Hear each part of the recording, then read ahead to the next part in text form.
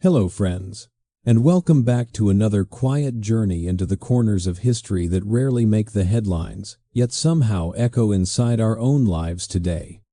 Tonight, I invite you to settle in, breathe a little slower, and let yourself be carried gently into a world that looks soft and pastel on the outside. Hums with pressures most of us would find overwhelming. This is the world of the 1,950 seconds American housewife, a place where freshly waxed floors, perfect lipstick, and polite smiles were not just goals, but expectations woven into the fabric of everyday life. Let us ease into it together. Imagine, for a moment, standing at the edge of a perfectly trimmed lawn in mid-century suburbia. The houses are lined up like rows of polite greetings. Every driveway is clean, every mailbox polished, and every curtain somehow pressed into crisp, flawless folds. From a distance, the neighborhood feels peaceful, almost serene, the kind of place where nothing ever goes wrong. But step closer, and you begin to notice the quiet tension running beneath the surface. Behind those doors, women are rising before sunrise, managing homes with the precision of factory managers, and smiling as if nothing weighs on their minds at all. In this world, motherhood is not simply a role.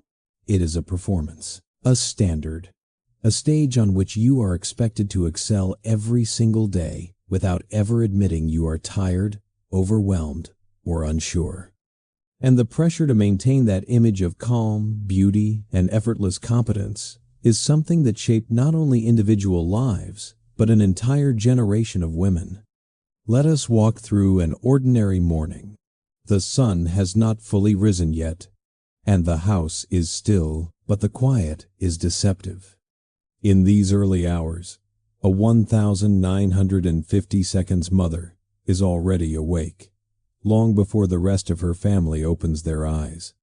She moves through a kitchen filled with pastel appliances and magazine-approved decor, brewing coffee strong enough to keep her upright, and mentally reviewing a list of tasks that would exhaust most modern schedules. Everything needs to be done, and everything needs to look easy. Her day begins not in leisure, but in obligation.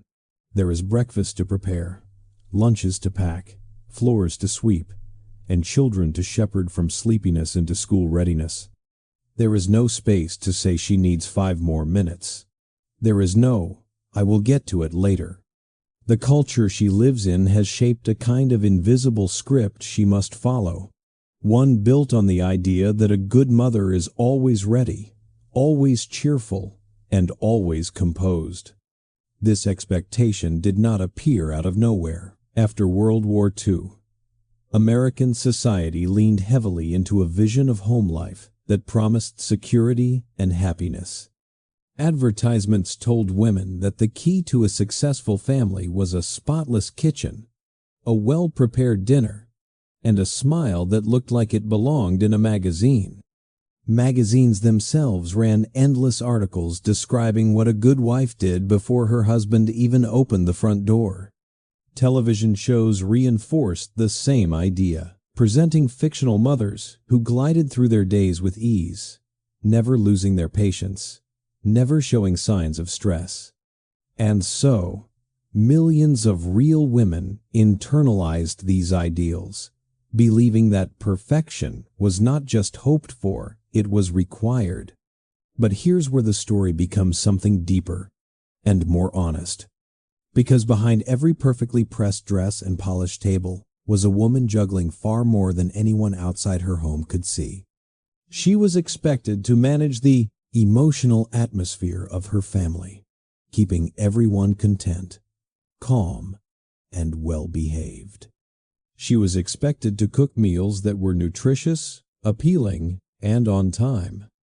She was expected to scrub floors, shine sinks, wash mountains of laundry, and make sure everything in the house looked company-ready, even if no one ever visited that day. She had to do all of this without the modern tools we take for granted. No microwaves, no ready-made meals, No lightweight appliances. A vacuum cleaner weighed as much as a modern suitcase. Laundry required. Lifting heavy tubs of water. Scrubbing stains by hand. And wrestling with machines that rattled across the floor. Cleaning products were harsh, time-consuming, and often ineffective. Yet, the expectation remained. The house must always be immaculate. Even more quietly, there was another layer: emotional restraint. A 1,950 seconds. Mother could not show frustration. She could not say she felt lonely or overwhelmed. She could not admit she needed a break. Instead, she was encouraged to push through, to keep smiling, to maintain the appearance of steady, cheerful control. Society rewarded her for hiding her exhaustion, and because everyone else seemed to be doing the same, she assumed she was alone in her struggle. You can picture it. A housewife standing in her kitchen, listening to the hum of the refrigerator, the ticking of a clock, and the soft, distant rustle of her children waking up. Her mind is already racing with responsibilities, yet she must remain calm, composed, and cheerful. The weight of it is not loud. It is subtle. It sits in the shoulders, in the steady tightening of the jaw, in the smile she gives at breakfast even when she feels like she has not slept enough to be human. And it does not stop when the morning rush ends. The pressure follows her into every corner of the day. If the neighbors drop by unexpectedly, and they often did, her home must be ready. If her children misbehave in public, she feels responsible for the judgment in other people's eyes. If her husband comes home tired, she is expected to soothe the atmosphere with warmth and calmness. It is an emotional marathon disguised as daily routine. And yet, despite the weight of these pressures, she rarely voiced them, because the social environment around her did not encourage vulnerability. Instead, it rewarded resilience that looked effortless. If she let the facade slip even a little, she risked being labeled ungrateful, dramatic, or failing at her primary purpose. To look perfect, to act perfect, to speak perfectly, to raise perfect children, to maintain a perfect home, to be the emotional anchor of an entire family, all without showing that the effort was immense. And here is where the true emotional center of this story emerges. These women were not weak. They were not fragile. They were incredibly strong, but in a quiet, uncelebrated way. Their strength was the kind that did not shout or demand recognition. It was the strength of endurance, the strength of waking up every day and doing the work again, the strength of managing a household, raising children, caring for a partner, and navigating a maze of silent expectations that pressed on them from every direction. By looking at their lives through a softer lens, one filled with empathy instead of judgment, we begin to see that the pastel colors of the 1,950 seconds were not just aesthetic choices. They were masks. They were a kind of cultural wallpaper pasted over exhaustion, over unspoken fears, over internal contradictions. And yet, beneath that wallpaper lived millions of women with hopes, frustrations, dreams, and a longing for something more human than perfection. Tonight, as we slowly walk into their world, we are not doing it to point fingers or to laugh at old advertisements. We are doing it to understand the emotional landscape that shaped so many lives, perhaps even the lives of our mothers and grandmothers. And through their stories, we gain insight into how expectations still ripple into the present day, quietly shaping how we think about work, family, and our own definitions of success. So, let us move gently, thoughtfully, and with compassion. Because behind every immaculate 1,950 seconds home was a woman carrying far more than her society ever acknowledged. And tonight, We are going to finally look beneath the surface.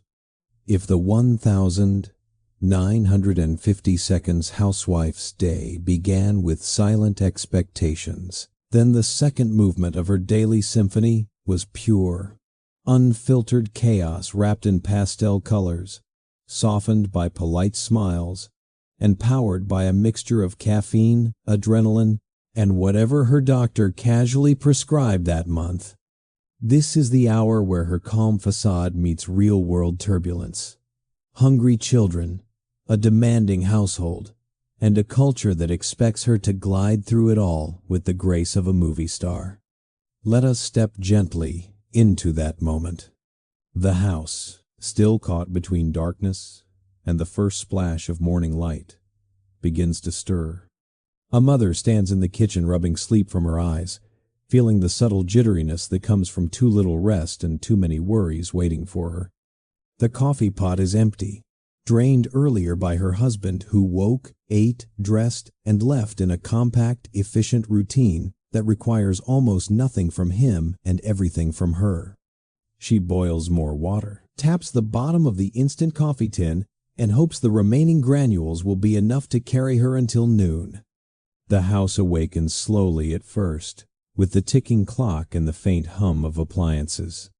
But soon, like a wave building in the distance, the morning erupts. Upstairs, children begin calling her name before they are even fully awake. Someone has misplaced a shoe. Someone else refuses to wear the sweater she ironed the night before. The youngest is crying because they dreamed of monsters. The oldest is suddenly remembering a school assignment due today, something involving glue, cardboard, and the emotional energy of an entire classroom project. Yet through all this, she must remain composed, controlled, cheerful. This is where the chemical fuel of the 1,950 seconds steps into the picture. Doctors during this era often prescribed appetite suppressants, stimulants, and pep pills to tired mothers with the same casual ease. They recommended drinking more water. These medications were marketed as modern miracles tools, designed to help women stay energetic, productive, and pleasant. There were pills for the morning, pills for the afternoon slump, pills for nerves, and pills to help her sleep. After everything else, in magazines and doctors' offices, stimulants like amphetamine tablets were described as safe, clean, efficient helpers, little boosts to keep up with laundry, cooking, and constant childcare. No one warned about side effects. No one explained addiction. No one even questioned whether a mother's exhaustion might be the natural result of doing the work of 3 people every single day. So when she reaches into the cabinet and takes one small tablet with her first sip of coffee, it does not feel dangerous. It feels normal, expected, part of the toolkit for survival. Within 20 minutes, the effects begin to hum beneath her skin. Her thoughts sharpen, her movements speed up, and suddenly she can do everything at once. Flip pancakes, braid hair, wipe down counters, and answer 3 questions at the same time.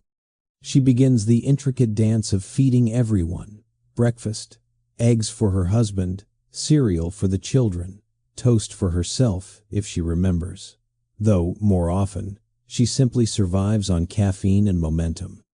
Breakfast, in a 1,950 seconds household, is not a gentle, peaceful moment. It is a theatrical production, with her backstage, ensuring props are in place and actors are hitting their cues. Her husband sits at the table reading the newspaper, expecting hot coffee to materialize in front of him. The children chatter, complain, negotiate, and drop spoons onto the floor like tiny thunderclaps.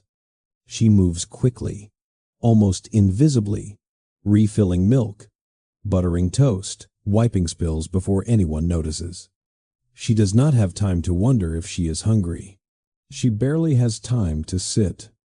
And yet, according to the cultural script of the era, she must smile. Because smiling means everything is under control. Smiling means she is a good mother. Smiling means she is doing exactly what she should be doing. And of course, if she feels overwhelmed, if she feels tired beyond words, if she feels the weight of daily responsibility pressing into her ribs, well, there is a pill for that too. Her doctor will refill the prescription without asking many questions. Friends will nod knowingly if she mentions feeling a little wired, because they have all been prescribed the same little helpers. This is how chemical fuel becomes part of the rhythm of her day. Once the family is fed, she moves on to the next impossible challenge, getting everyone out the door. Shoes must be tied. Lunchboxes must be packed. School bags checked. Small arguments diffused. Tears soothed. Spills wiped. Tempers calmed. All before 8 a.m. And in these frantic minutes, her mind does not drift toward her own needs. It focuses only on maintaining order, avoiding judgment, keeping things running smoothly. She must send her family into the world looking polished, prepared, and calm, because their appearance reflects her competence. If the children are late, disheveled, or cranky, it is not a reflection on them. It is a reflection on her.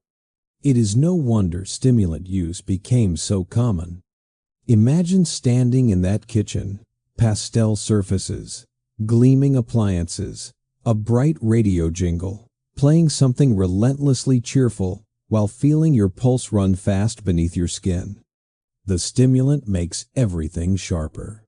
It gives her the energy she desperately needs, but also a sense of urgency that adds tension to every small task.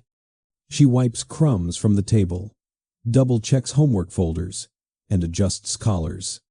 She loads the children into the car with a hurried kiss, smoothing flyaway hair and straightening jackets with automatic movements. The engine rumbles to life, heavy and loud.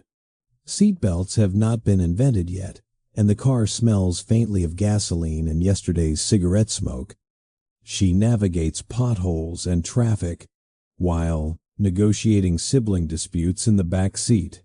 She parks quickly, guiding the children to the school entrance with a mixture of affection and exhaustion. When she finally returns home, alone for the first time all morning, she stands in the kitchen and breathes out a long, quiet sigh, the first moment of stillness since her alarm rang in the dark. The house looks messy again, despite her efforts.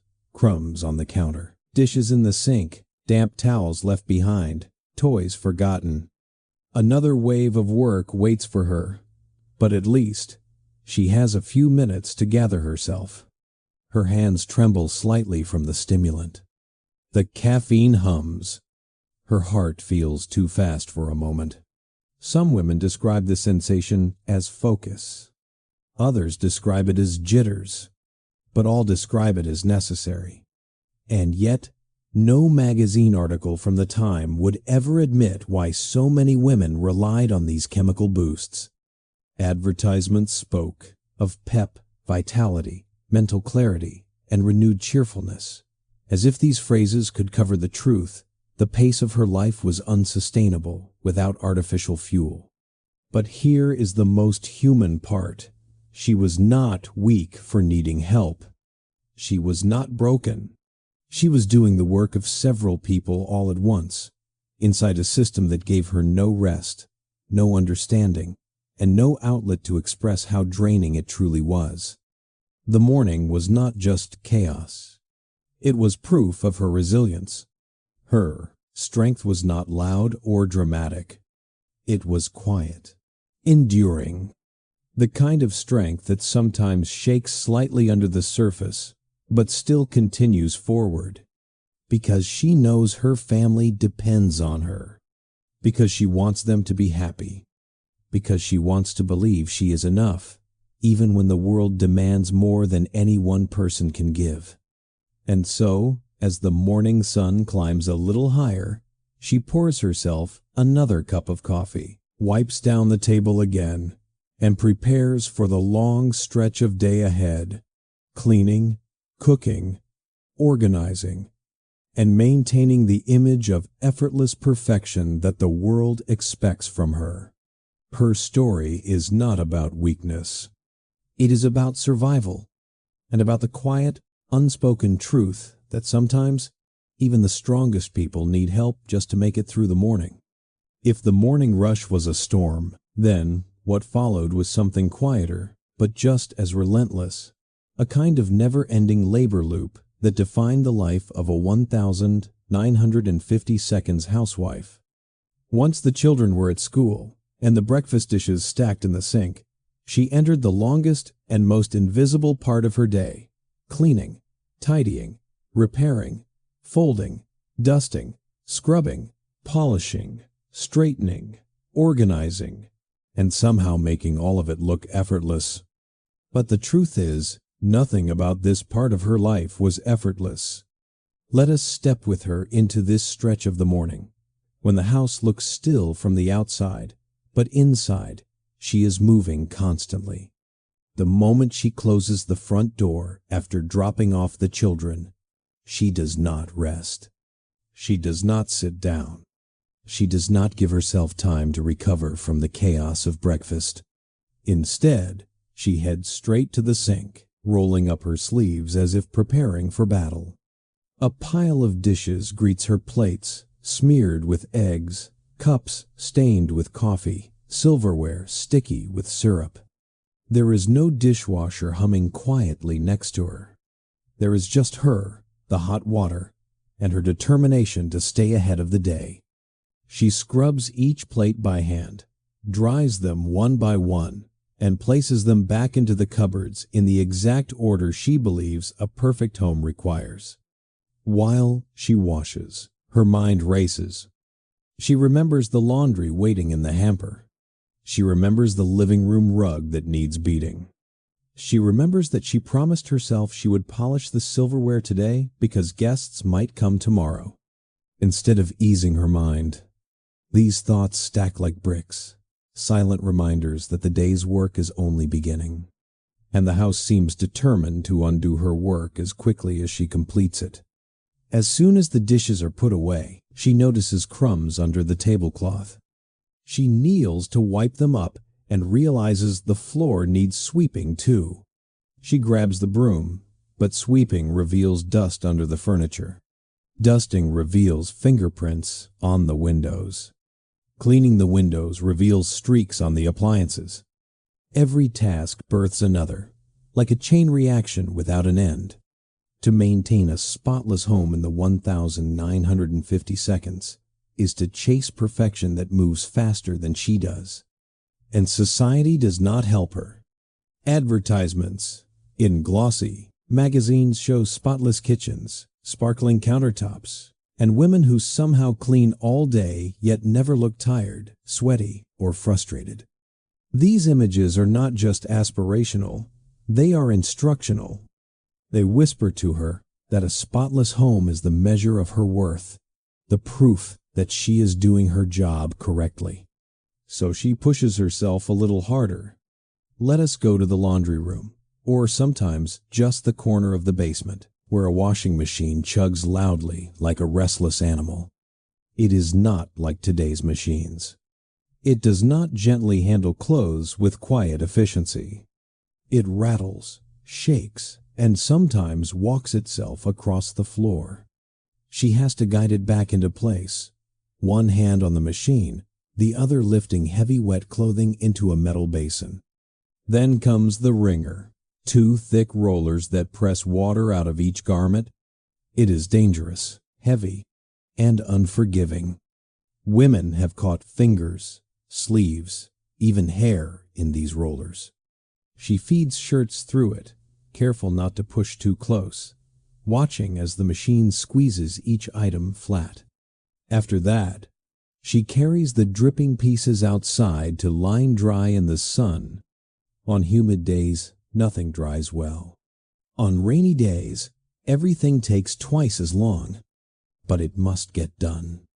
Because by the time the children return from school, New clothes will be dirty again, and the cycle will start over. And remember, she is doing all of this alone. The modern idea of shared responsibility did not exist in her world. Husbands worked outside the home and believed their job ended the moment they stepped inside the door. Children were taught to stay out of the way. The house was her domain, her burden, her responsibility. Even on days when exhaustion made her vision blur slightly, she kept moving. Her to-do list is not written on paper, it is written in the walls themselves. Vacuuming, which she performs with a machine so heavy it could double as a piece of gym equipment. Dusting shelves, cabinets, baseboards, and picture frames. Polishing wooden furniture until it gleams. Scrubbing bathrooms with harsh chemicals that sting her eyes and irritate her hands. Shaking out rugs on the back porch, the cloth snapping loudly as dust fills the air around her. Each chore is physical. Each chore demands strength. Each chore must be completed before she can even think about starting dinner. And still, it never feels like enough. Her mind stays tangled in quiet worries. What if someone drops by and sees dust on the piano? What if her husband comes home and smells something burnt? What if the children's teacher notices their socks are not perfectly white? These anxieties are not vanity. They are the result of a culture that judged women for the smallest imperfections in their homes. She lives inside a social microscope where every detail is evidence of her success or failure. And yet, even while she feels the pressure, she hides the weight of it. Her role demands invisibility, invisible labor, invisible exhaustion, invisible frustration. She performs the work of a laborer, a cleaner, a cook, a nanny, a manager, and a caretaker, all while carrying the expectation of constant gentleness and gratitude. If she pauses, she feels guilty. If she rests, she worries that she is falling behind. If she finishes one room, she sees what still needs to be done in another. And when she looks around, she does not see what she accomplished. She sees what is not perfect yet. But here's the most human part. She takes pride in her home. Not because society told her to, but because this is the heart of her family's life. This space is where her children grow, where her husband decompresses, where birthdays are celebrated, where memories are created. She knows the home matters. She knows her work has meaning. But meaning does not make the labor lighter. Her days are a loop, a cycle with no clear stopping point. The house never says thank you. The chores never say you are done. The labor never acknowledges her effort. And as she moves from room to room, her energy slowly drains, leaving behind a quiet ache in her back, her hands, her mind.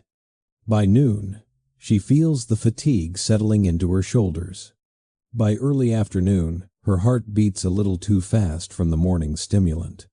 By late afternoon, she begins to feel the crash, the hollow tiredness that comes after hours of exertion. But she does not slow down, because the day is far from over.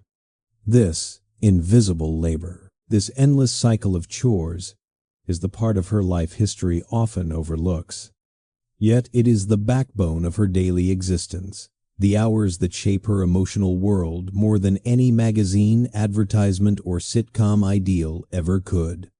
Her strength is not loud. It is repetitive, steady, uncelebrated, and deeply human. If the chores of the 1,950 seconds housewife were endless, then the pressure from the outside world was just as relentless. Because in that era, the home was not just a private space, it was a stage. And at any moment, the curtain could rise without warning. This brings us to one of the most quietly stressful parts of a mid-century woman's life, the constant possibility of visitors. Doorbells, neighbors, salesmen, relatives, church acquaintances, charity canvassers, school representatives, and even traveling product demonstrators. Any one of them could appear at her doorstep at any hour of the day. And for her, every knock was a test. Let us step into that fragile, watchful atmosphere. It is late morning. She is halfway through folding laundry, humming gently under her breath, sweat gathering at the back of her neck from the heat of the ironing board. She is wearing house clothes, not her nice dress, not her carefully arranged makeup, just something comfortable for scrubbing floors and wrangling dust bunnies. Then the doorbell rings. Her heart jumps. She freezes for a moment, glancing around the room. A stray sock lies on the floor. The ironing board is unfolded, its electrical cord loosely curled like a sleeping snake. There is a streak of dust on the coffee table she meant to wipe earlier. Nothing is guest ready. Nothing is magazine perfect. But she has seconds to decide. Does she answer the door as she is, or does she perform? She chooses the performance. She wipes her hands quickly on her apron. She smooths her hair. She rearranges the laundry pile so it looks less chaotic. She forces a smile. She hopes looks relaxed instead of panicked. Then she opens the door. Standing on the porch might be a neighbor who just happened to be walking by, or a salesman offering a new vacuum, or someone from the church inviting her to a potluck. She must greet each one warmly, politely, and with a grace that feels increasingly distant from how she actually feels inside.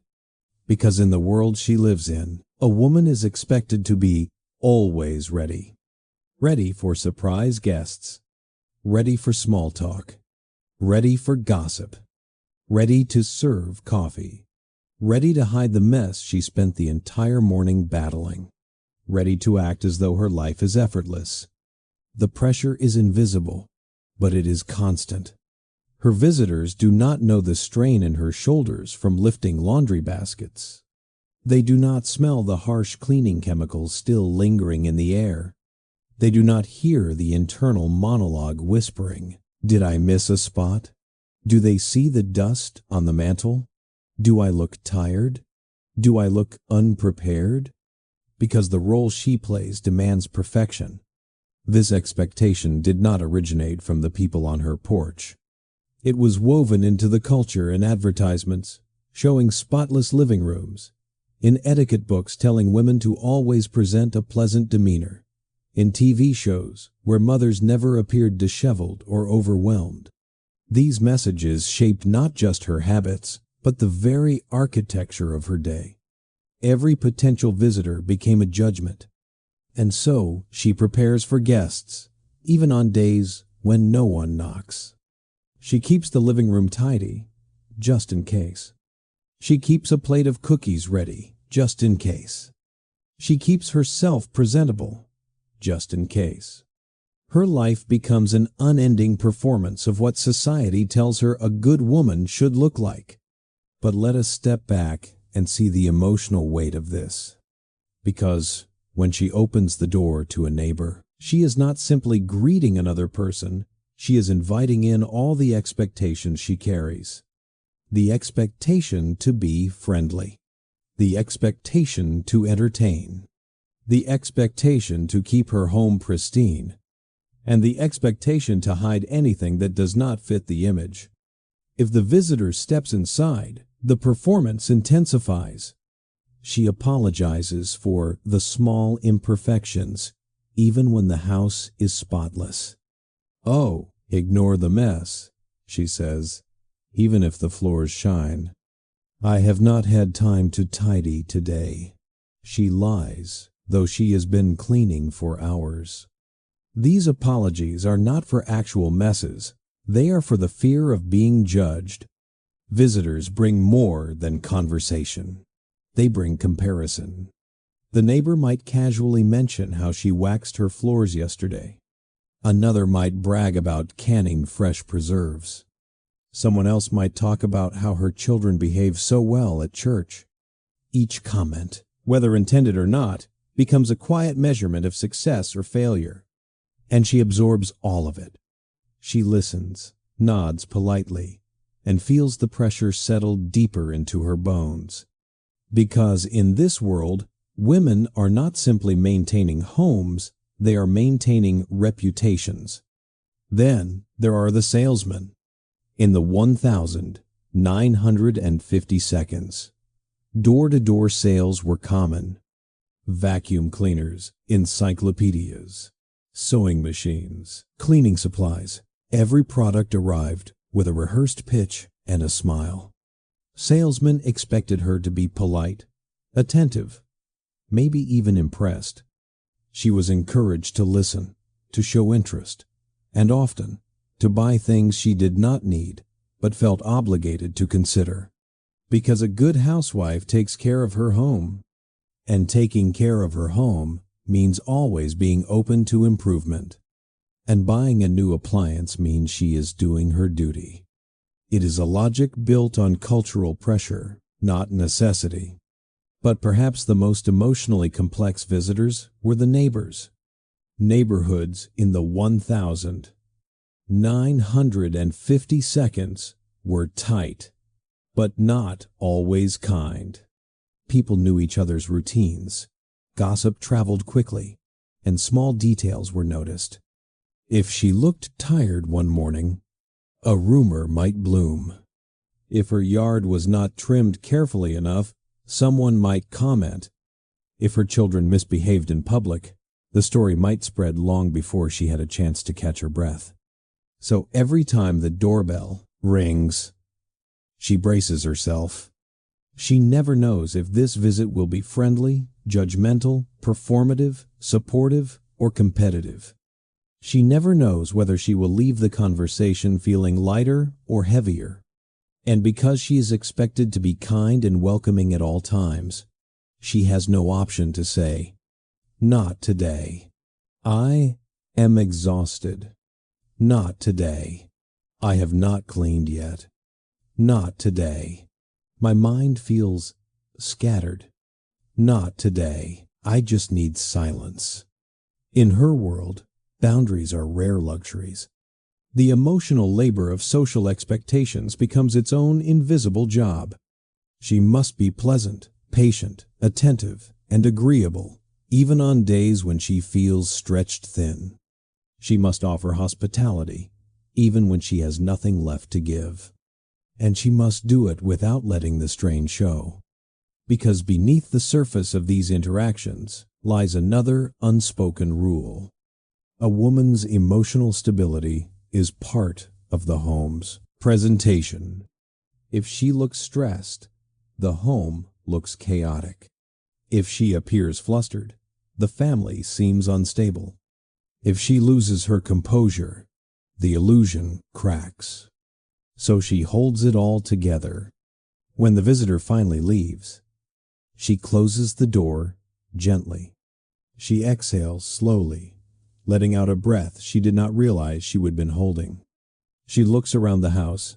Suddenly, seeing all the tasks, she paused to answer the door. The ironing waits. The dishes wait. The laundry waits. And despite losing half an hour or an hour to social expectations, she must pick up where she left off. Her home becomes both her workplace and her stage. Her body becomes both her tool and her costume.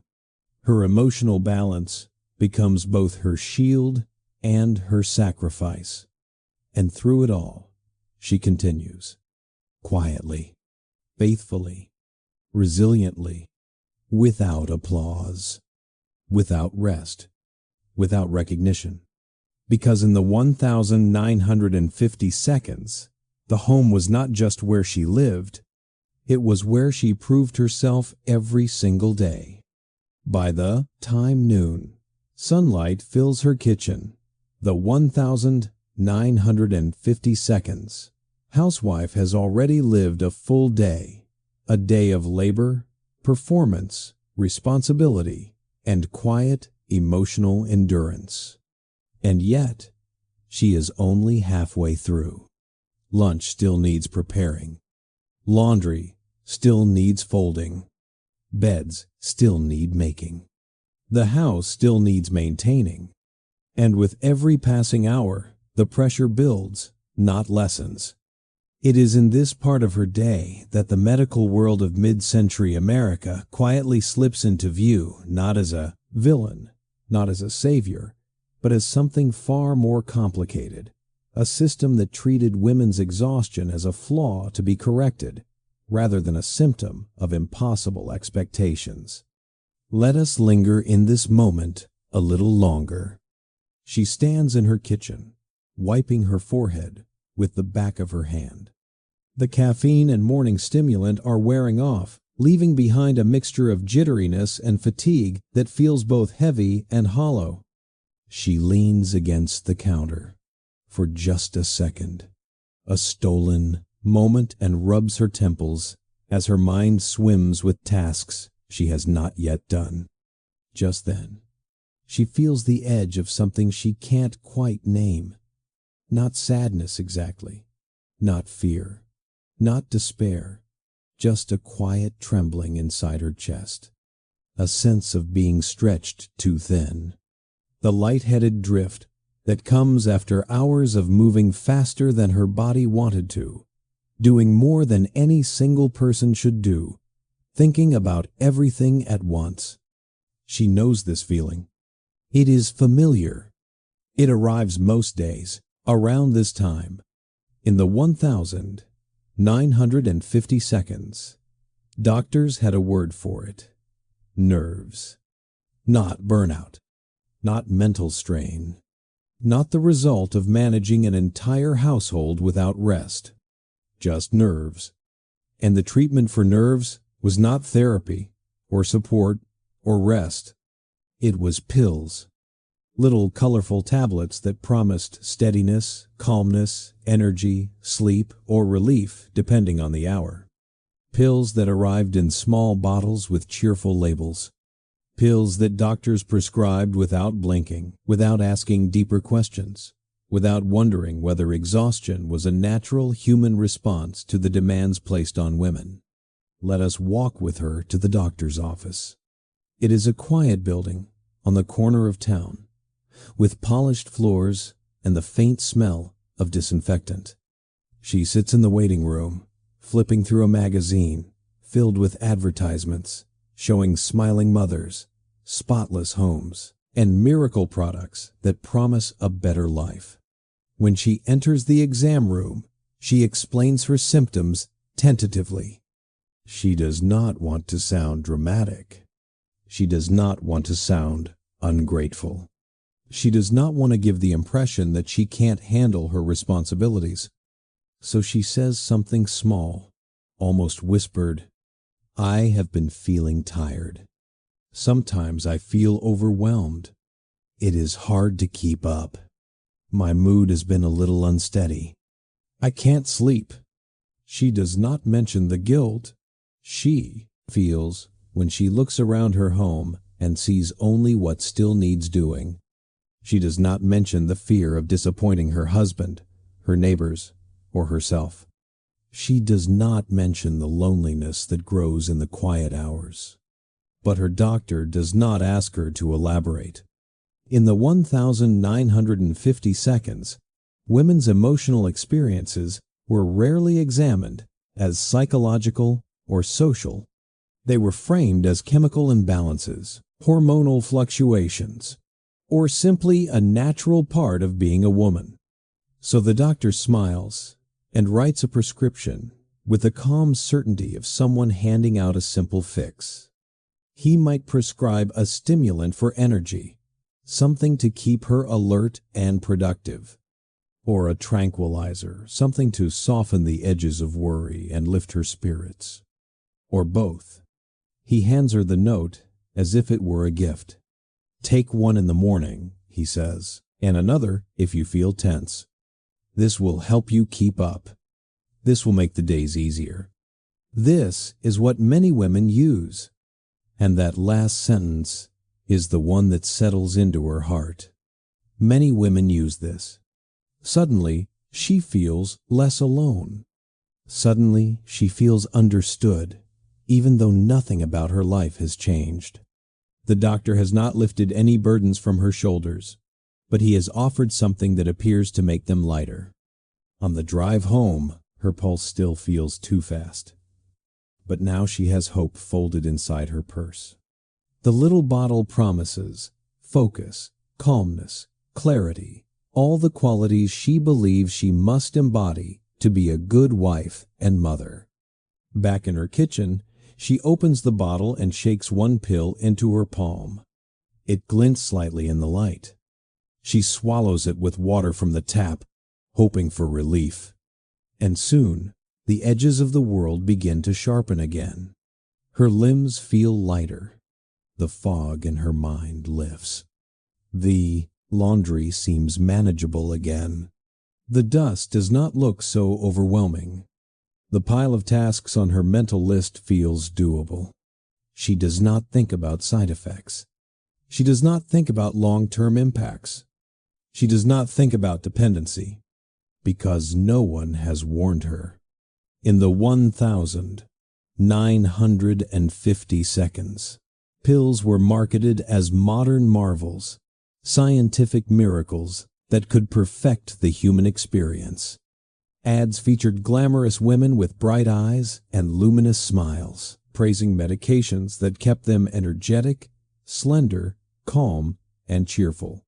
Even children's cough syrups featured ingredients no one today would ever hand to a child. In magazines, tranquilizers were sold as a secret weapon for the busy mother. Stimulants as a way to manage your figure while staying productive. Sleep aids as a way to recharge for your family. These were not just advertised, they were normalized. And when something is normalized, it becomes invisible. So she takes her pills without guilt, without hesitation, without fear. Because in her world, a woman who uses medication to cope is not failing. She is modern. She is efficient. She is responsible. Now, let us step inside her emotional world again. The pill begins to work gently at first. Her breath slows. The knot in her chest loosens. The familiar tightness in her jaw fades. She wipes the counter and feels, for the first time all day, that maybe she can handle everything after all. But beneath this relief is something else, something quieter and harder to articulate. The pills do not just help her manage tasks. They help her manage expectations. They help her survive a life built around silence. Silence about exhaustion. Silence about dissatisfaction. Silence about dreams she never had time to explore. The medication does not erase the demands of her world. It simply makes them feel more manageable. And because the 1,950 seconds mother is not encouraged to question the system she lives in, she never asks the deeper question. Why do I need medication to maintain a life that is supposed to be normal? She does not ask because no one else is asking. She does not challenge because challenges feel forbidden. She does not express her doubts because doubts sound like failure. Doctors provide pills instead of solutions. Society provides expectations instead of understanding. Advertisements provide illusions instead of support. So she keeps taking the pills. And as the little bottle empties, she will return to the doctor. He will refill the prescription. She will thank him. And the cycle will continue. Not because she is doing anything wrong, not because she is weak, but because she is trying to survive a system that tells her, you must do everything, and you must make it look easy. And she believes it, because no one ever told her she did not have to. By the time noon sunlight softens and stretches across the living room floor, the 1,950 seconds housewife reaches another turning point in her day, the moment when the private performance of keeping her home running shifts into the public performance of social life. And in the mid-century American suburb, Nothing captured this strange blend of community, pressure, friendship, and quiet competition quite like the Tupperware party. These gatherings were not just small events for selling plastic containers. They were social rituals, part networking, part entertainment, part emotional release, part subtle judgment, and for many women, they were one of the only moments they had to interact with other adults. Let us step into the living room with her. She checks the clock. 2 hours until the neighborhood ladies arrive. That means she must clean again, not the deep cleaning of morning chores, but the surface-level perfection expected for hosting. Cushions fluffed, magazine stacks aligned, ashtrays emptied, curtains straightened, coffee table wiped, until it reflects the light just enough to look polished, but not obsessive. She walks into the bathroom and notices a single towel not folded correctly. She refolds it. She rearranges the guest hand soap. She ensures there is no trace of the chaos her children left that morning. Hosting requires a kind of domestic choreography, and she performs it silently, efficiently, with a tension in her stomach that feels strangely familiar. Then comes her appearance. She heads to the bedroom, brushes her hair until it shines, reapplies powder to erase the sheen of stress on her forehead, smooths lipstick onto her lips, even though she knows it will fade during conversation. She changes out of her house dress into something nicer, not overly formal, but polished enough to send a message. I am doing fine. I am managing. I am keeping up. This is the unspoken first rule of social gatherings in her world. Appearances speak louder than words. When the first knock comes at her door, she opens it wearing the smile she has practiced for years, warm, inviting, unfailingly pleasant. Women step in one by one, carrying purses, casseroles, and the kind of polite curiosity that hides deeper layers: comparison, admiration, envy, camaraderie, and loneliness, all tangled like threads beneath their cheerful greetings. The air fills quickly with conversation compliments about dresses, remarks about children's antics, little confessions about husbands who left socks on the floor or worked too many hours. But beneath the surface chatter is a subtle dance. Every woman is scanning the room, measuring the cleanliness of the home, the freshness of the curtains, the neatness of the hostess's appearance. Not out of malice, but because this is how they have been taught to navigate womanhood, through observation, imitation, self-correction. Then the star of the night arrives, the Tupperware lady. She is charismatic, polished, and carrying a suitcase full of colorful plastic containers that promise to change your life. Her voice is bright, rhythmic, almost rehearsed. She displays lids, bowls, and airtight seals with the showmanship of a magician. She taps the tops to demonstrate the signature burp that guarantees freshness. She makes jokes. She praises the hostess. She flatters the guests. And the room lights up. The women lean forward. They laugh. They touch the containers. They whisper to each other. These parties are fun. They truly are. They offer a break from the monotony of housework, a chance to sit, talk, and be part of something that feels lively and modern. For a moment, she feels lighter. She enjoys the company. She feels seen. But the joy sits beside something else. Pressure. Pressure to host well. Pressure to buy something to support the hostess. Pressure to seem enthusiastic, even if money is tight. Pressure to keep up with neighbors who have newer kitchens, nicer curtains, or more fashionable dresses. Social life in this era is a polite game of comparison, disguised as friendship. She knows that next week she will attend a party at someone else's home. There, she will measure herself against another woman's decor, furniture, and hosting style. And she knows that woman will measure herself against hers.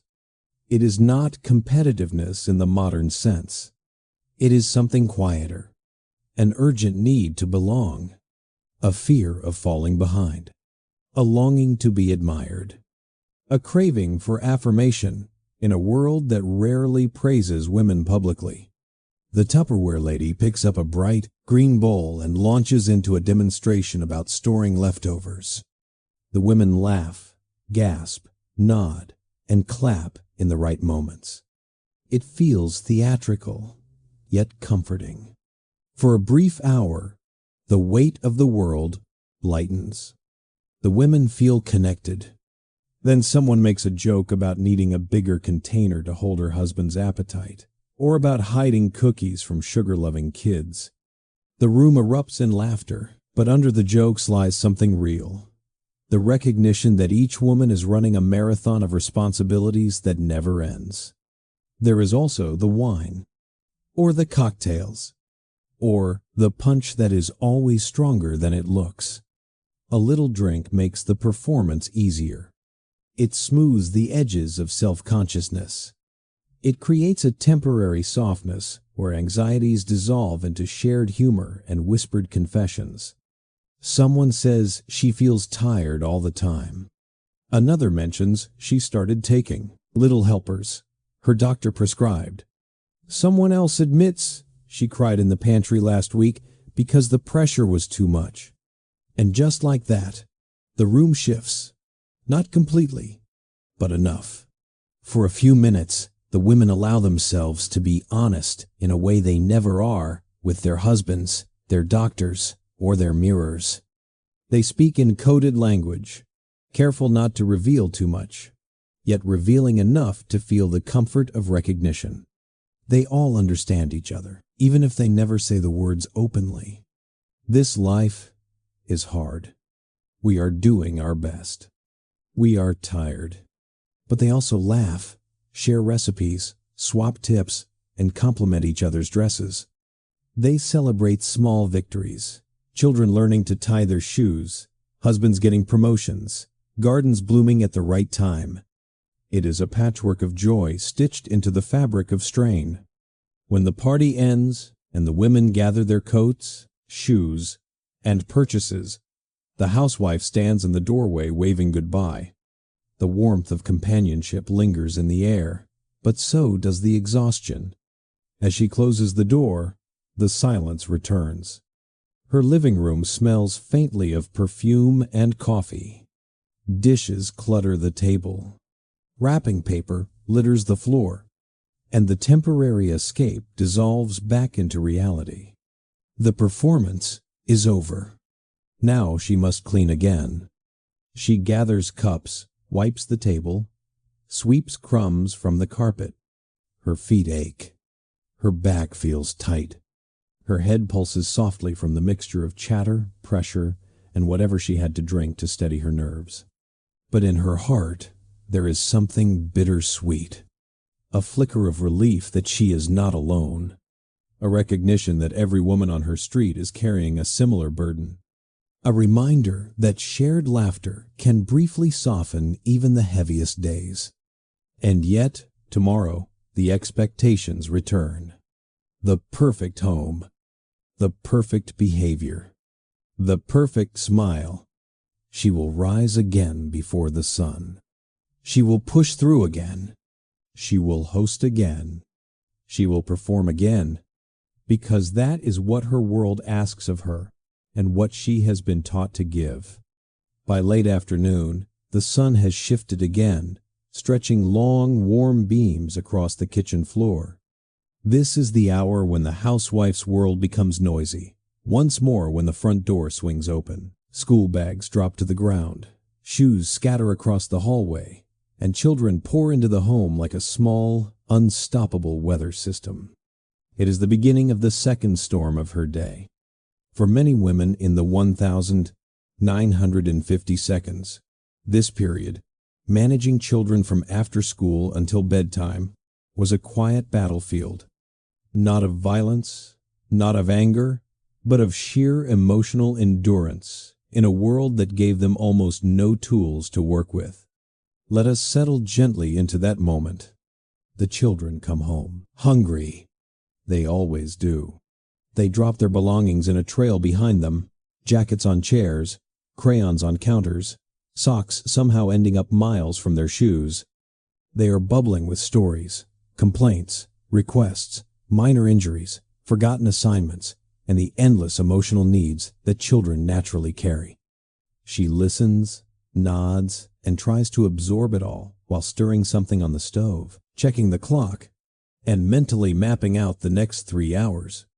She has no Google to search solutions, no parenting books full of emotional language, no online communities where mothers share understanding, compassion, and survival tips. What she has is instinct, and what she feels is pressure, and what she offers is love, even when she is running on empty. Raising children in the 1,950 seconds meant relying heavily on discipline, structure, and routine. Society taught women that a good mother kept her children clean, quiet, respectful, and obedient. A child's behavior reflected directly on the mother's skill, worthiness, and moral standing. So she spends much of her afternoon acting as both guardian and referee. She settles arguments over toys. She negotiates homework battles. She finds the missing sneaker no one else cares enough to search for. She keeps track of everyone's moods, the crankiness after school, the sugar-driven energy, the sudden bursts of tears. And all the while, she tries to maintain the image of calmness, because mothers were expected to be emotional anchors, not emotional participants. But inside, she often feels overwhelmed. Children in this era had fewer structured activities, fewer educational supports, and far fewer emotional outlets. Outdoor play was common, even encouraged, but rarely supervised. Kids roamed neighborhoods, climbed trees, and invented elaborate games, which sometimes made her job easier, but often made it more stressful. Because while the children played outside, she had no real break. She had chores waiting, dinner waiting, a home that still needed managing, her own exhaustion humming beneath her ribs. And she also carried the constant worry. Are they safe out there? Are they getting into trouble? Will someone judge me if they see my kids playing too loudly or too freely? The world told her she should keep them busy, but the world never provided any tools. There were no educational psychology theories woven into school newsletters, no gentle parenting guides, no discussions about sensory needs, emotional regulation, or child anxiety. Just a general belief that children needed structure and discipline and that mothers should provide it flawlessly. So she relied on what she knew. Sometimes she distracted them with snacks when tempers flared. Sometimes she let them run outside until their energy burned off. Sometimes she bribed them with sweets or television, a tactic she felt guilty about even though it worked. Sometimes she raised her voice, not because she wanted to, but because the house felt too loud, too busy, too full, and she was only human. But in her mind, any slip in patience felt like failure, because the 1,950 seconds were cruel to mothers in subtle ways. They were expected to be gentle but firm, loving but efficient, playful but tidy, warm but never chaotic. Even their children's emotions were seen as reflections of their own inadequacy. If a child threw a tantrum, it meant she was not strict enough. If a child was shy, it meant she was not exposing them to enough social situations. If a child was messy, it meant she was not teaching discipline correctly. If a child cried easily, it meant she was coddling them. There was no winning. She wipes sticky hands, cleans scraped knees, sorts crayons by color, even though she knows they will scatter within an hour. She helps with homework, sometimes understanding it, sometimes pretending to. She reheats leftovers for one child while mixing a new pot of soup for another. Her body moves constantly, folding into the small domestic tasks that keep a family running. But her mind, it never stops. It tracks schedules, behaviors, meals, chores, and moods in one endless loop. It manages energy, hers, and the children's, like a fragile currency. It absorbs frustrations that are not hers. It absorbs emotions that are not hers. And it carries the weight silently. Because mothers in this era had no space to say, "I am overwhelmed. I am tired. I need help. I do not know what to do." Instead, they said things like, "It is just a busy day. They are just kids. I am fine." The same rehearsed lines women pass to each other generation after generation. And in a strange twist of tenderness, the children themselves often adored her completely, unaware of the emotional acrobatics she performed for them every day.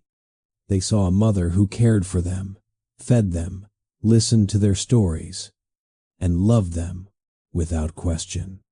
They did not see the strain. They did not see the fear. They did not see the exhaustion. Children rarely do. She tucks these thoughts deep inside, behind the polite smile and the everything's under control tone she uses, even when nothing feels under control at all. As the afternoon light dims, she begins the timeless ritual of transitioning her children toward evening, cleaning up toys, turning off the radio, coaxing them to wash up, reminding them not to forget their schoolwork, smoothing their hair with tired but gentle hands. The day has been long already. She has been mother, teacher, referee, maid, cook, and emotional anchor. She has played every role flawlessly and invisibly. But the hardest hours are still to come. Dinner, bedtime, the quiet loneliness that settles after the house falls asleep.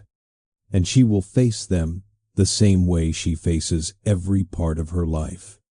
Quietly, faithfully, without applause, without rest, without being asked how she feels.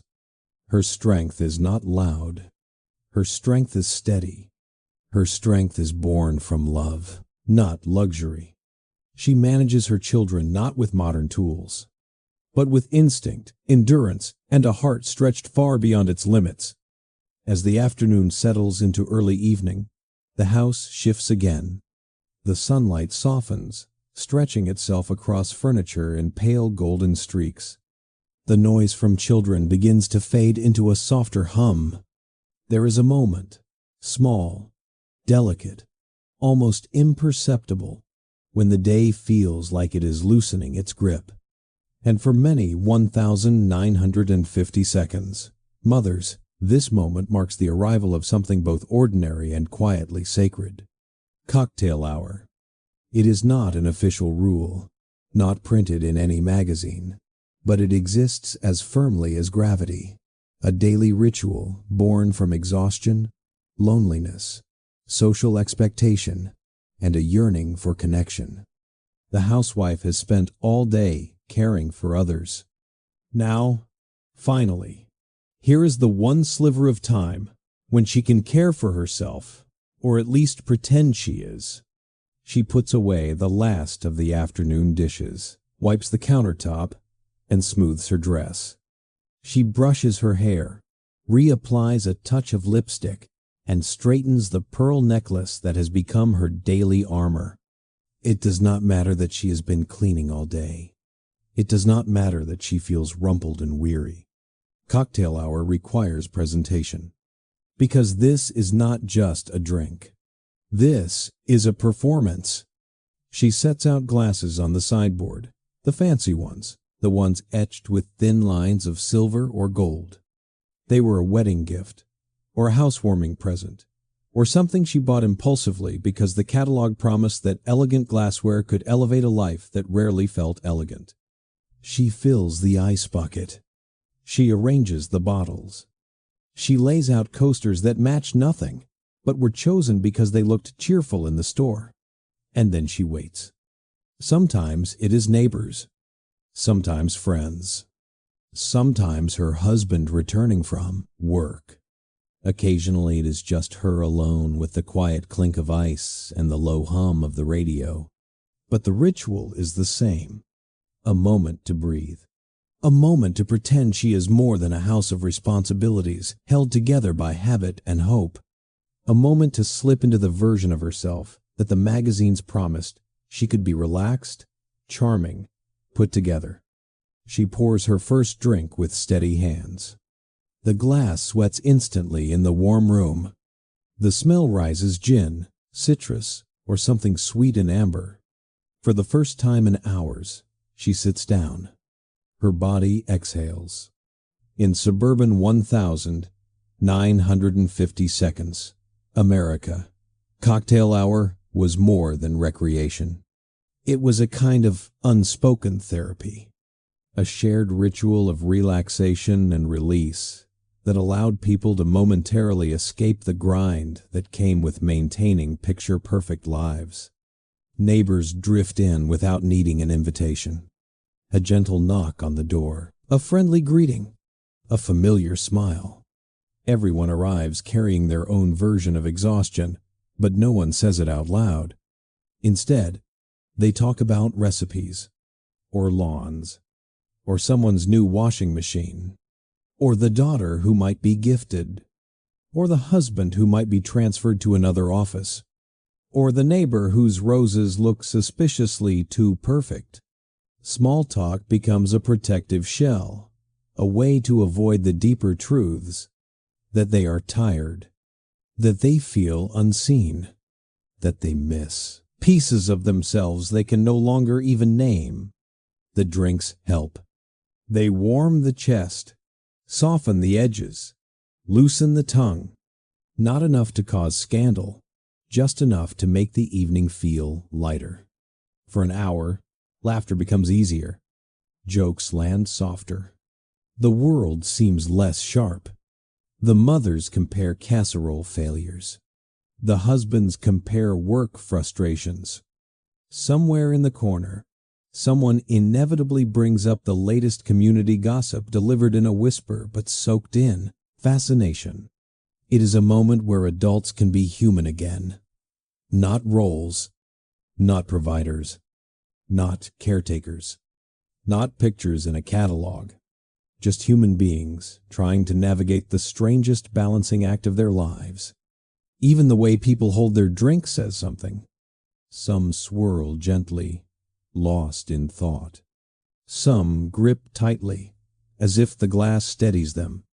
Some sip slowly, savoring the only quiet comfort they allow themselves daily.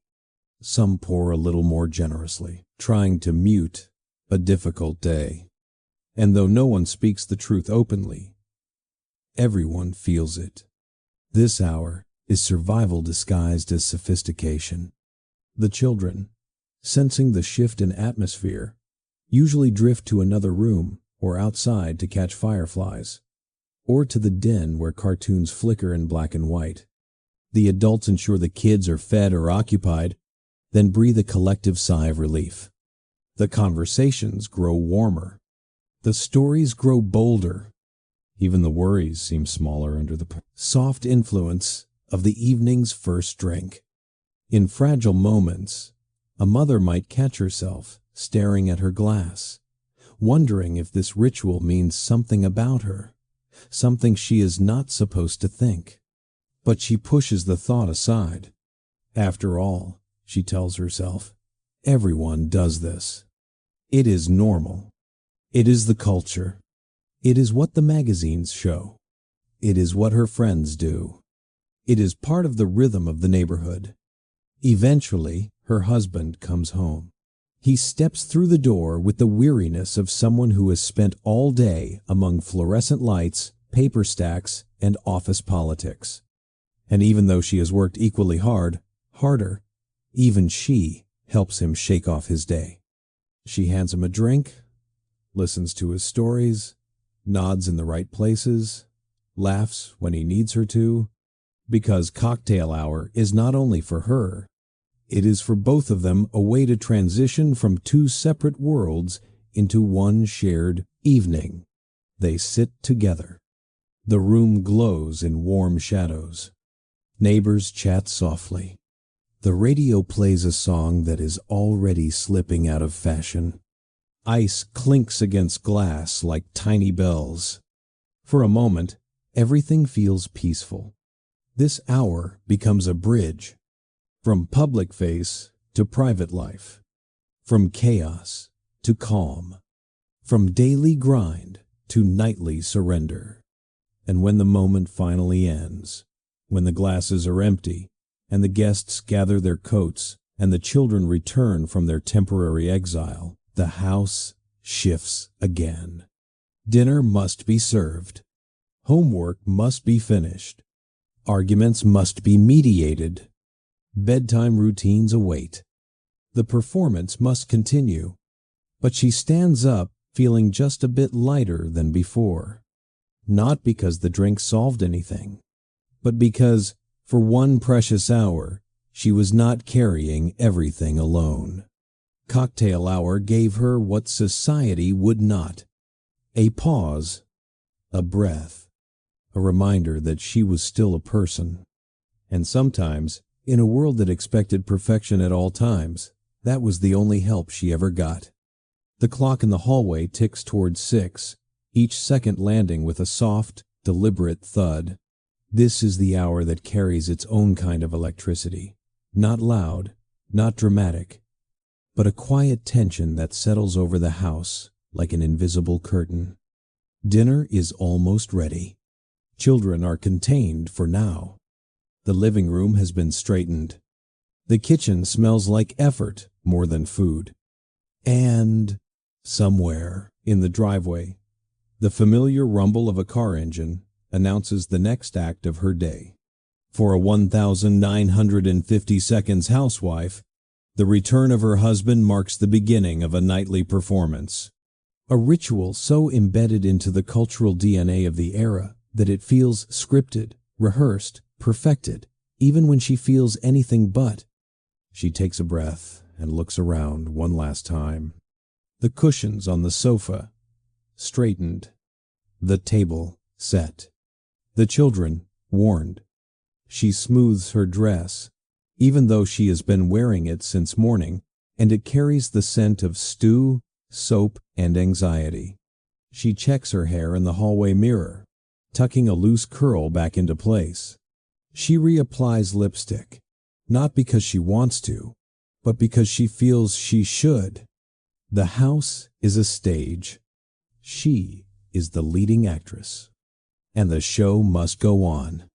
When he steps through the door, his shoulders sag just slightly, the weight of the workday still clinging to him like dust. He sets his hat on the hook, pats the dog absently, and inhales deeply. "Smells good in here," he says. He always says it. It does not matter what she cooked. It does not matter if she burned something. It does not matter if dinner is pulled together from whatever cans she could find. He says it because it is part of the ritual. And she smiles, because that too is part of the ritual. The children rush to greet him, some with excitement, some with well-practiced politeness. She manages the energy, nudging them gently toward calmness. "Give your father a moment," she reminds them. "Let him sit down." He loosens his tie, steps into the living room, and scans the house with the instinctive gaze of someone checking the temperature of home. Not consciously, not critically, just assessing, just noticing. Is the house tidy? Are the kids calm? Does his wife look okay? And though he would never frame it as judgment, she feels judged all the same. Because the standards are invisible, yet heavy. He sits in his favorite chair. She brings him a drink. The children retreat again. This is the quiet before the evening storm. He asks the question, He asks every night, "How was your day?" And she gives the answer she has been conditioned to give. "Oh, fine." Even on days when it was not fine. Even on days when everything felt like it was unraveling. Even on days when she cried quietly in the pantry so no one would hear. She does not tell him about the tantrums, or the burned lunch, or the mountain of laundry, or the exhaustion heavy in her bones, or the loneliness that sits with her even in a full house. It is not that she wants to hide these things. It is that she has been taught she must. A good wife handles things gracefully. A good wife does not trouble her husband. A good wife keeps the home peaceful. A good wife smiles through it. So she smiles, and she carries the weight, silently. He begins talking about his day, the office, politics, the new project, the coworker who tells long stories, the vending machine that only dispenses grape soda now. His world is linear, predictable, with defined hours and defined tasks. Her world is shapeless, expanding and contracting with the chaos of children, the unpredictability of domestic life, and the endless list of invisible responsibilities. And yet, each evening, these two worlds meet at the dinner table. When she calls the family to eat, she does so with a mix of pride and exhaustion. The meal is not perfect. It rarely is. But it is hers. Made with time, with care, with whatever energy she had left after the day. Took most of it. The children argue about who sits where. Someone complains about vegetables. Someone wants more bread. Someone spills their water. Someone says they are not hungry after begging for snacks all afternoon. She navigates all of it carefully, like someone maintaining balance on a narrow beam that stretches across a canyon. Her husband takes the first bite. She watches his face for a microsecond, looking for approval, reassurance, connection. He nods. It is good. Relief. A small victory in a day that has demanded 1,000 tiny ones. And then conversation begins, a blend of school stories, workplace anecdotes, reminders about upcoming appointments, and endless small moments that make up a household's heartbeat. But beneath it all, she is multitasking. Watching the children, keeping the peace, tracking the chore list in her head, thinking ahead to dishes, thinking ahead to bedtime, thinking ahead to tomorrow, thinking ahead to everything. After dinner, her husband retreats to the den to read, to unwind, to disconnect. She cleans the table. She washes the dishes. She puts away leftovers. She wipes the counters. She bathes the kids. She breaks up arguments. She searches for pajamas. She brushes tangles out of small heads. She soothes tears. She reads stories. She tucks each child into bed. By the time she returns to the living room, she is wrung out. The house is quiet. Her husband looks relaxed. And she feels for the first time all day the full weight of her own hunger for rest. This is the moment most mothers do not talk about. The moment when she sits down, alone, after being everything to everyone all day, and realizes there was no space for her. The moment when she realizes her marriage, like the rest of her life, has become a performance she delivers flawlessly, even when she feels like she is fading under the stage lights. She sits next to him on the couch. He reaches for her hand. The gesture is simple, gentle, and in that small warmth, she remembers something important. He is not the enemy. The expectations are.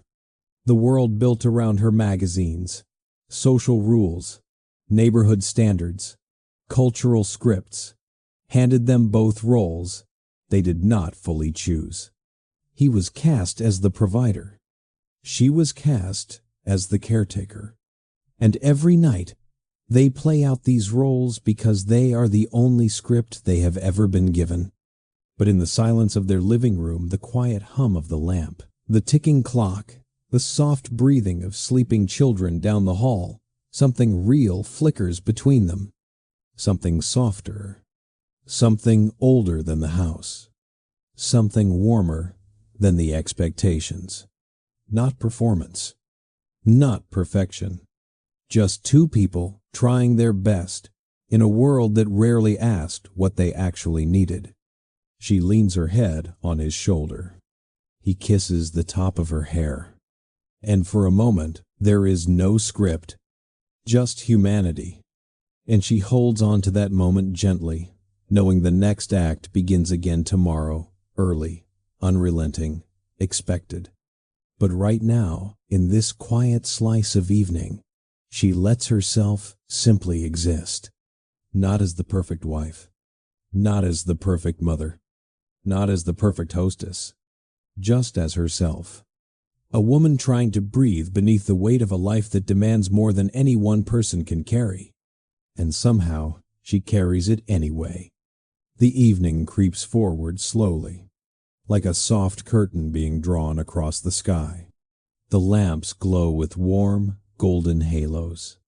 The house is quieter now, not silent, but quieter, as if it is exhaling after holding its breath all day. But for the 1,950 seconds, housewife, this hour is not rest. This is bedtime, a nightly ritual that tests her patience, her stamina, and the last reserves of gentleness she has managed to save throughout the day. She gathers her children with soft but firm instructions. Time to wash up, brush your teeth, find your pajamas, the clean ones, not the ones you hid under the bed. No, you can't have another cookie. Yes, you have to take a bath tonight. No, sweetheart, monsters are not real. Yes, I will check the closet anyway. In every household, bedtime has its own signature chaos, a mix of whining, stalling, negotiating, collapsing, arguing, and clinging. And although modern parents may recognize this battle instantly, the 1,950 seconds mother faces it with far fewer tools, far fewer resources, and far less emotional support. She has spent the entire day holding everyone else together. Now she must hold the night together too. The children splash water in the bathroom, leaving puddles on the floor. She kneels to wipe them up, her knees aching from a day spent on hard surfaces. Someone complains the bath water is too hot. Another says it is too cold. Someone refuses to brush their teeth unless she does it with them. Someone else suddenly remembers a school project due tomorrow. Her patience wears thin, but she keeps moving. Because in her world, a mother's patience is a moral currency. Losing it feels like failure.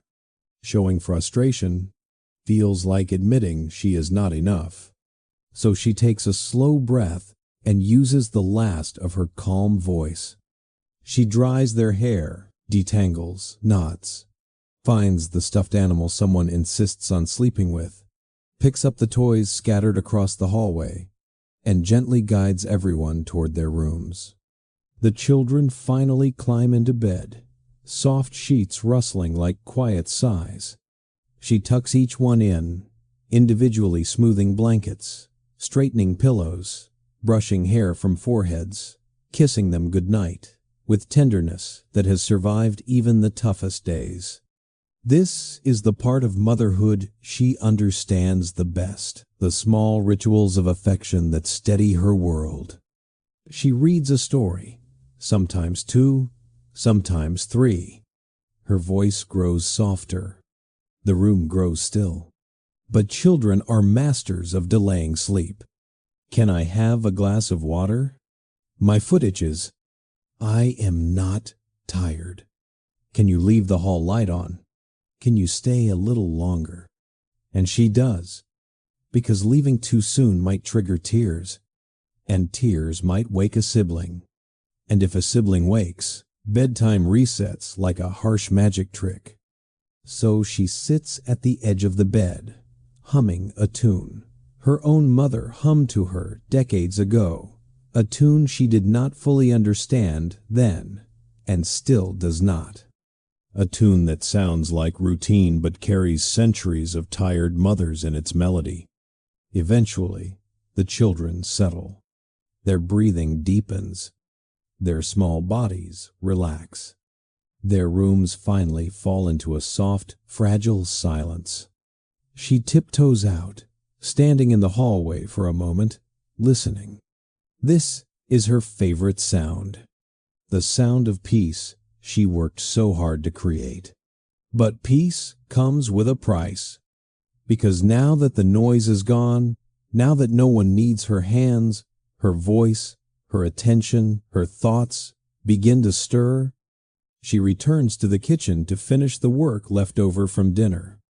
The plates clink against the sink. The water runs warm. The house smells faintly of soap and leftovers. It looks peaceful. It feels peaceful. But inside her chest, a low hum begins, a hum she knows well. It is the hum of unspoken worries. It always arrives at night, when the house grows quiet and the day stops distracting her. She wipes the counter, but her mind wanders. Is she doing enough? Is she raising her children right? Is she falling behind other mothers who seem more put together? Why does she feel tired in a way she can't explain? Why does she sometimes feel lonely even when the house is full? Why does happiness feel like something she must perform instead of something she experiences? No one taught her to talk about these things. No one taught women of her era to name their anxieties. They were taught to smooth them over like wrinkles in a tablecloth. Her nighttime thoughts drift into all the corners she avoids in daytime. The pressure to be perfect. The fear of disappointing her husband. The exhaustion that no amount of sleep seems to solve. The longing to have a moment truly to herself. She finishes the kitchen. She turns off the lights. She walks slowly through the house, checking locks, adjusting windows, putting away stray toys, setting things in order for the next morning. The house looks calm, but inside her, the calm is fragile. When she finally sits down, truly sits, with no tasks in front of her, she feels something she avoids naming. Emptiness. Not the dark kind, not the despairing kind, just the soft, hollow quiet that comes from spending every bit of herself throughout the day. Her husband is in his chair, reading or watching television. He glances at her with affection, unaware of the internal world she is navigating. She does not blame him. He has never been taught to look beneath the surface either. She sits on the couch, legs tucked underneath her, and tries to relax. She tries to let the day slip off her shoulders. She tries to slow her mind. But the truth is, rest does not come easily to her, because nighttime, for many women of this era, was the only time their minds had space to think, and that space often filled itself with everything suppressed during the day. Tiny mistakes, replaying, fears about children, money worries, marital worries, thoughts about aging, thoughts about who she once was, thoughts about the woman she might have become if expectations were gentler. They swirl softly, like dust caught in lamplight. She does not speak these thoughts aloud. They feel too heavy, too complicated, too ungrateful, too inappropriate for the world she lives in. So she sits quietly. She pretends she is fine. She pretends she is relaxed. She pretends this moment is enough to refill what the day has taken. Eventually, she heads to bed. She changes into a nightgown. She washes her face. She lies beside her husband. He falls asleep quickly, within minutes. Sometimes, she envies that, because her mind continues to wander long after the lights go out. She thinks about tomorrow's chores, tomorrow's meals, tomorrow's expectations, and the day after that, and the week after that. Her mind races even as her body begs for rest. It is strange. The quiet of night makes her feel both safe and exposed, both soothed and unsettled, both grateful and overwhelmed. This is the secret life of her nights. A world no one else sees. A world she is never asked about. A world she carries alone. And yet she endures. She rises the next morning. She tries again. She keeps the world turning for everyone she loves. She gives more than she ever receives. She pours herself into each new day, even when the night before left her restless. Because beneath the exhaustion, beneath the worry, beneath the quiet tremble in her chest, is love. A love expressed not in grand gestures, but in routines, rituals, and sacrifices too ordinary for history books to record. By the time the house finally settles into the soft hush of night, when even the radio has gone silent and the children's rooms are still, the 1,950 seconds housewife often finds herself standing alone at the bathroom mirror.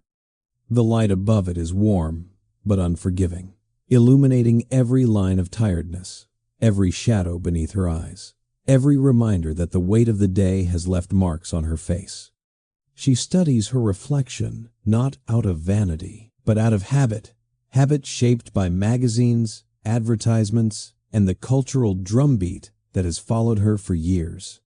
Because for women of her era, the mirror is not simply a glass surface. It is a scoreboard. It is a reminder. It is a quiet judge. And the voice she hears in her head as she gazes at herself is not her own. It belongs to the glossy pages stacked neatly on her nightstand. Ladies' Home Journal, Woman's Day, Better Homes and Gardens, McCall's. These magazines do more than entertain. They instruct. They teach her the rules of womanhood in a language so gentle and polished that she barely notices how deeply it cuts. The rules are simple, but impossibly demanding. Look beautiful, but natural. Cheerful, but calm. Thin, but well-fed. Youthful, but motherly. Polished at all hours. As she observes her reflection, she remembers the models in advertisements, the women in perfectly cinched dresses, with flawless hair and bright eyes, smiling as they vacuum carpets or prepare elaborate meals. Their homes shine. Their husbands adore them. Their children appear angelic. They are never sweaty from cleaning, never stained from cooking, never frazzled from managing a household's chaos. And she can't help but wonder, why do not I look like that when I do the same things? Why do I look tired when they look radiant? Why does their life seem effortless while mine feels like wading through invisible weight? She does not know that the women in those photos are models, that the houses are staged, that entire teams of lighting technicians, photographers, stylists, and editors craft each illusion. She only knows the feeling like she is falling behind in a race she did not sign up for. Hollywood reinforces the same message. At the movie theater, she watches actresses glide across the screen, graceful, glowing, untouched by reality. These women wake up in full makeup, argue elegantly, cry beautifully, and fall asleep without a single hair out of place. Even in scenes where they are tired, they still look better than she does on her best days. She tells herself she knows it is fiction. She tells herself these are not real women. But the images still press into her mind, shaping her expectations, shaping her self-critique, shaping the silent pressure she carries with her. Every ad she has ever seen whispers the same chorus: be beautiful, be graceful, be effortlessly perfect. And every time she fails to live up to that impossible standard, she quietly blames herself. She thinks about the weight loss ads she sees constantly: pills, tonics, diets, exercise machines. They promise that with just a few more steps, a few more sacrifices, a few more dollars, she can become the version of herself she believes she is supposed to be. She flips through a magazine and sees a full-page spread of a glamorous woman kneeling next to an oven, hair immaculate, makeup flawless, smile unwavering. The headline reads something like, "Make your family proud. Look your best while doing your best." The message is clear. If she is exhausted, she should hide it. If she is struggling, she should conceal it. If she feels insecure, she should fix it not by changing her life or lightening her burdens, but by buying products designed to make her look less tired while carrying the same impossible load. Perfume ads suggest that a better scent can fix a strained marriage. Makeup ads suggest that a new lipstick shade can cure loneliness. Cleaning product ads tell her that a truly happy home smells like lemon or pine. Even appliances, vacuum cleaners, washing machines, blenders, are marketed as tools that will make her life joyful, as if mechanical convenience alone could fill the emotional gaps left by isolation and overwork. And because these messages are everywhere, she begins to believe them. Not in a conscious way, not with critical thought, but in the subtle, quiet way that repetition shapes the mind. She believes she should look younger. She believes she should eat less. She believes she should smile more. She believes she should be grateful. She believes exhaustion is a flaw. She believes rest is indulgent. She believes that if she is struggling, something is wrong with her, not with the expectations placed upon her. This pressure wraps itself around her daily routine. When she dresses in the morning, she feels it. When she cooks dinner, she feels it. When she runs a cloth across the kitchen counter for the 5th time in a day, she feels it. It is not simply the voice of culture. It becomes the voice inside her own mind. Even her interactions with other women are shaped by these ideals. At neighborhood gatherings or church events, she studies not just outfits and hairstyles, but the subtle signs of how well other women are managing their lives. Are their children better behaved? Are their homes tidier? Do they look more rested, more fashionable, more radiant? And she knows they are studying her in return, not out of cruelty, but because every woman has been taught that comparison is part of survival, like checking a compass in a foggy forest where no clear direction exists. She also knows that the women she admires are likely struggling in the same quiet ways she is, but no one admits it. To admit it would be to violate the unspoken rule of the decade. Never let anyone see you slip. So they compliment each other's dresses, pretending not to notice the small signs of fatigue in the corners of each other's eyes. They exchange recipes, pretending not to notice the quiet strain behind each other's smiles. They perform elegance, pretending it is not performance. When she finally sits on the edge of her bed at night, brushing her hair in slow strokes, she is left with the quiet ache of always feeling behind the magazines, behind the movies, behind the cheerful fictional version of herself she is supposed to embody. She does not know that millions of women feel the same way. She does not know that decades later, historians will look back and see clearly what she cannot name now, that she is living in a world built on illusions, expectations, and polished fantasies of femininity.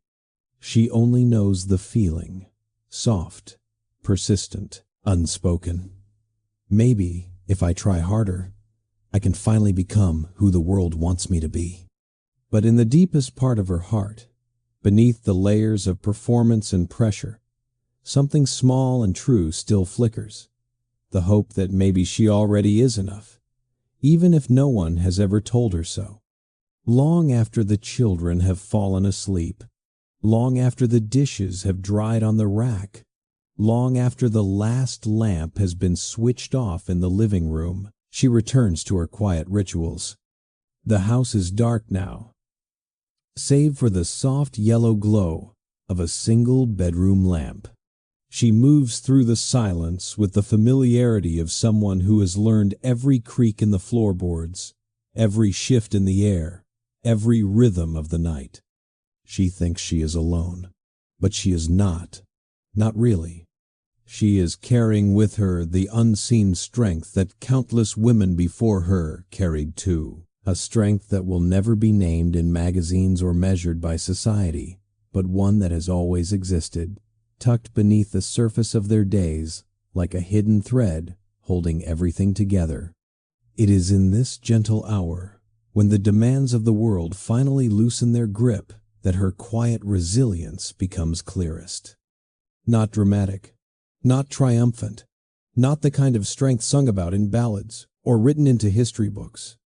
It is a softer kind of endurance, a strength built not from grand gestures, but from countless invisible acts, the lunches packed, the tears dried, the arguments diffused, the dinners prepared, the fears swallowed, the expectations met, the disappointments hidden, the apologies made, the smiles forced, the dreams deferred.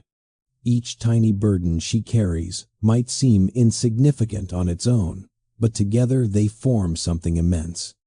She sits at the edge of her bed for a moment, the silence wrapping around her like a blanket she did not know she needed. Her shoulders drop slightly. Her spine curves in fatigue. Her breath slows. This is the first time all day she allows herself to feel. And what she feels is complicated, not unhappiness, not bitterness, but the ache of existing in a role that asks for everything while offering very little space for her humanness. She thinks back on the day, the chaos of the morning, the endless chores, the improvised parenting, the performance of politeness at afternoon gatherings, the quiet tension of evening routines, the anxieties that rose when the house fell still. And yet, beneath all of it, there is something else too, pride. A small, steady warmth that lives somewhere deep inside her chest. The pride of keeping a home alive. The pride of nurturing the people she loves. The pride of holding chaos together, with nothing more than her bare hands and her stubborn tenderness. She does not call it resilience. She does not call it strength. She does not call it sacrifice. She does not call it anything at all, because the women of her time were not taught to name their endurance. They were taught to normalize it, to tuck it into their aprons, to iron it into crisp tablecloths, to steer it into dinner pots. But resilience, whether acknowledged or not, still exists, and hers runs deep. She gets up and walks to the window. Outside, the street is quiet. A lone street lamp glows at the corner, casting soft halos across the pavement. Now and then, a car passes by, its headlights gliding across the walls like distant ghosts. She rests her hand on the cool glass and lets herself imagine a world where the expectations were lighter, where she did not have to be everything at once, where she could simply be a person messy, flawed, tired, curious, hopeful, growing. It is a small dream, but it feels dangerous somehow. In her world, wanting more can feel like discontent, and discontent can feel like betrayal. So she holds the dream gently, like a fragile thing she is not sure she is allowed to keep. But still, she keeps it, because resilience does not only mean surviving the day. Sometimes it means quietly wanting something better, even when you can't name it yet. She steps away from the window and moves through the house one last time, checking locks, adjusting blankets, straightening chairs. These gestures might seem mundane, but there is tenderness in them. Each movement says, "I am here. I am taking care of us." Her resilience is stitched into her routines. Every repetition of care is a small declaration that she refuses to let the world harden her. When she finally lies down beside her husband, the room dark around them, she releases a long breath. Her body aches. Her mind flickers with leftover worries. But her heart, somehow, still finds a slow, steady rhythm. She is tired. Yes, bone tired. Soul tired. But beneath the fatigue is a quiet, unyielding pulse of endurance. Tomorrow will be the same. The same demands, the same expectations, the same invisible labor. But she will rise again. She always does.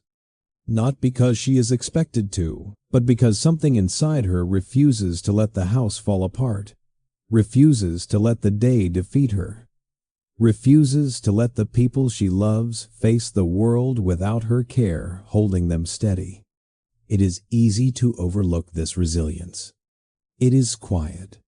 It does not shout. It does not ask for recognition.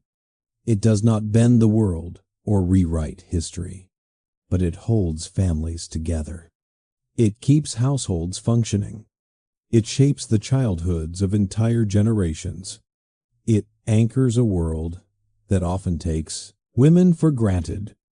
And though she will never say it, though she may not even recognize it, every night when she finally closes her eyes, she embodies a truth stronger than any advertisement, any expectation, any idealized image. She is enough.